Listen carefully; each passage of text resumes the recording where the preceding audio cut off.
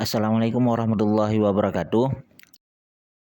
Berjumpa kembali dengan saya, Teguh Atela SPMSI.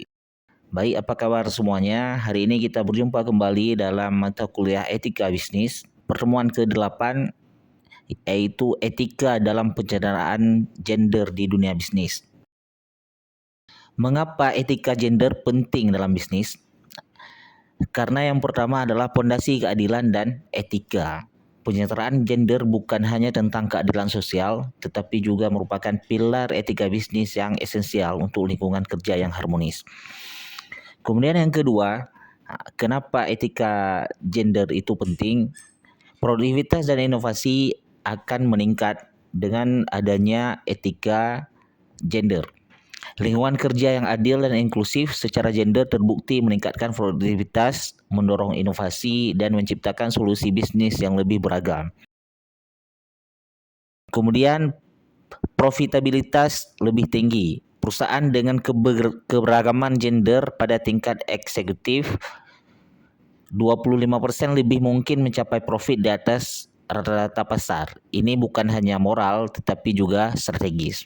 Studi dari McKinsey di 2024 menggarisbawahi korelasi langsung antara keberagaman gender dan kinerja finansial yang superior.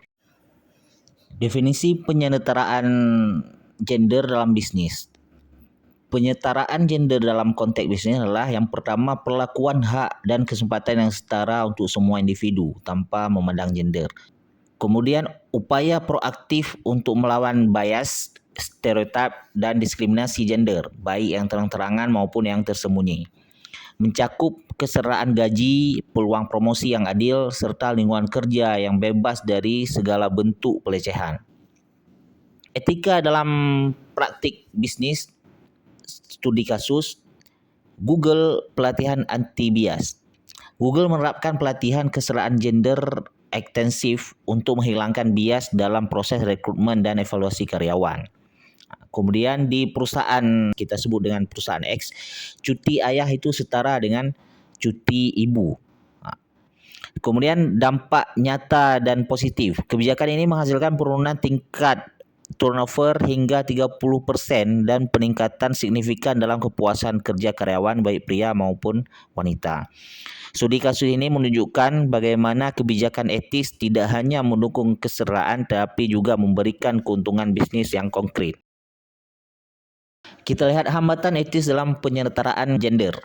Yang pertama adalah subtle discrimination atau diskriminasi terselubung. Sebagai contoh, perempuan dengan kualifikasi sama dengan lelaki tidak dipromosikan karena dianggap kurang tegas. Kemudian adanya unconscious bias atau bias yang tidak disadari. Sebagai contoh, saat pewawancara tanpa sadar menanyakan rencana keluarga hanya kepada kandidat perempuan bukan laki-laki. Kemudian yang berikutnya adalah gender stereotypes atau stereotip gender. Stereotip bahwa perempuan itu misalnya lebih emosional sehingga dianggap kurang rasional dalam pengambil keputusan. Nah, inilah yang menjadi hambatan-hambatan etis dalam penyetaraan gender. Subtle discrimination ditambah dengan bias, kemudian stereotype ditambah dengan discrimination, kemudian bias ditambah dengan stereotype, sehingga menghasilkan systemic inequality.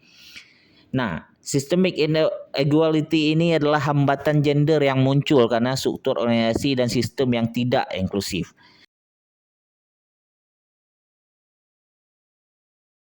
Prinsip etika untuk mendukung kesetaraan gender. Yang pertama adalah keadilan.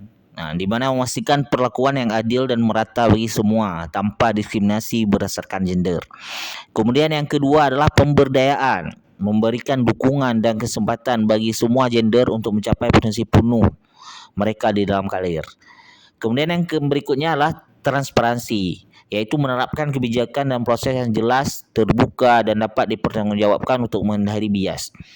Berikutnya adalah akuntabilitas, yaitu melakukan pengawasan dan evaluasi berkala terhadap implementasi kebijakan gender serta bertanggung jawab atas hasilnya.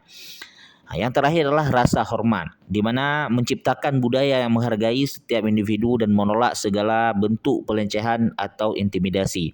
Prinsip-prinsip ini menjadi pondasi etis untuk menciptakan lingkungan kerja yang setara dan inklusif. Strategi implementasi etika gender di dunia bisnis. Yang pertama adalah pelatihan kesadaran gender, yaitu dengan menyelenggarakan pelatihan anti bias dan kesadaran gender secara berkala untuk seluruh staf, termasuk manajemen senior. Kemudian yang kedua adalah kebijakan cuti dan fleksibilitas, yaitu mengembangkan kebijakan cuti orang tua yang komprehensif dan opsi kerja fleksibel yang mendukung semua gender. Kemudian yang berikutnya adalah budaya kerja inklusif, yaitu membangun budaya perusahaan yang kuat yang mempromosikan inklusi, rasa hormat dan nol toleransi terhadap pelecehan dan tidak ada toleransi terhadap pelecehan. Berikutnya adalah program mentoring dan sponsor, yaitu menerapkan program mentoring dan sponsor untuk mendukung kemajuan karir kelompok yang kurang terwakili. Manfaat bisnis dari penyetaraan gender beretika. Yang pertama adalah memperluas kumpulan talenta dan membuka pintu bagi kreativitas dan perspektif yang lebih beragam dari seluruh populasi. Kemudian meningkatkan reputasi perusahaan dan daya tarik bagi calon karyawan terbaik serta investor yang berorientasi environmental, social, and governance. Berikutnya adalah peningkatan inovasi dan pengambilan keputusan yang lebih baik melalui keberagaman pemikiran. Peran pemimpin dan karyawan dalam etika gender. Pemimpin sebagai teladan. Pemimpin harus menjadi garda terdepan dalam menerapkan dan menginternalisasi nilai-nilai kesetaraan gender melalui tindakan komunikasi dan kebijakan. Karyawan sebagai agen perubahan. Setiap karyawan memiliki peran krusial sebagai agen perubahan melalui sikap, perilaku, dan dukungan terhadap rekan kerja setiap hari. Etika penyetaraan gender adalah kunci keberlanjutan bisnis.